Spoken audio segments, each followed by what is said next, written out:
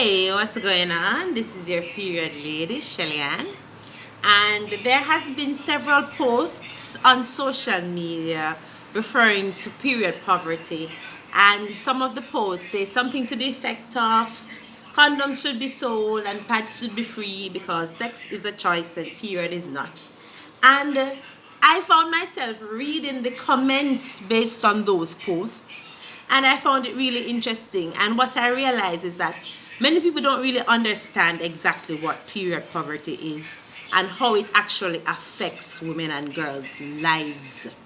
So I want to just take a few minutes to just kind of bring that home and make the connection and see why it is so important for us to do something about period poverty. Now, the first thing is, I am not in agreement that we need to stop giving away free condoms in order to facilitate free pads. I think we can do both.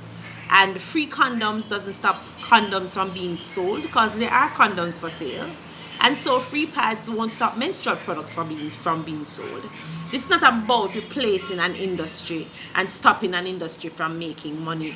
This is about providing necessities so that the women and the girls and the citizen of this society can benefit. And what I mean is, one of the comments that I saw, which I thought was really hilarious, was somebody said something like, well, pooping is not a choice, it's tissue free. And in a lot of cases, yes, tissue is in fact free. In quite a few public bathrooms that you go into, there is tissue and you don't have to pay for it. It's there for you to use because it is a necessity. So it is there, which makes sense. I don't want tissue to not be free to accommodate free pads.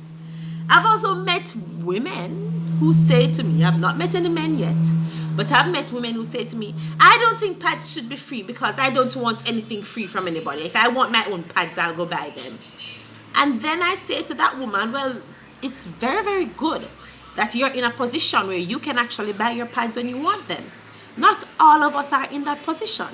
I am personally in a position to buy my pads that I want when I want. But it doesn't mean that I don't want free pads to be available for the women who can't afford it. And one thing doesn't have anything to do with the other. And both things can happen at the same time. My point is, we have to get out of this thought process that if something doesn't apply to us, it is not important. I've personally been in situations where I just don't have my bag on me that day and my period start. It hasn't happened to me recent times, but it has happened. And usually what happens in those situations, I'll go into a bathroom and maybe there's some tissue in there I can use. I'll, do the thing where you roll up the tissue and you catch it in your panty for a few minutes because your intent is to run over to the pharmacy or the nearest place that you can run to and get a pack of pads.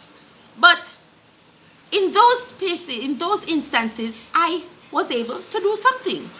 So what does the woman who is in my same situation, but she don't have the money to run across the road and go buy the pad? That is who we're talking about. She is the person that we want to facilitate. So when her period starts unexpectedly and she runs into that bathroom, I would like for her to be able to have access to menstrual products in that bathroom. My personal dream where period poverty is concerned is to have menstrual products available in public bathrooms just as a standard. So any public bathroom that you go into, you can find tissue to wipe, soap to wash your hands, and menstrual products if you need it. Now, if you have your own money, you can buy menstrual products, then don't take none. I don't understand why is it that we cannot get to the point where we can see where something being provided that doesn't necessarily apply to you is still a good thing for the people who needs it. That is what I'm really, really a little miffed about, because I think that we must come to a point where we are better at being understanding and empathetic of each other. I think that is where we really do need to make a change, and I hope we get to the point where we do. In the meantime, I will continue to do my part where period poverty is concerned, and I big up everybody who is trying to do something about it, because it really does make a difference. When I talk to guidance counselors in schools that we've been working with for years, This is now our 4th year of with HerFlow.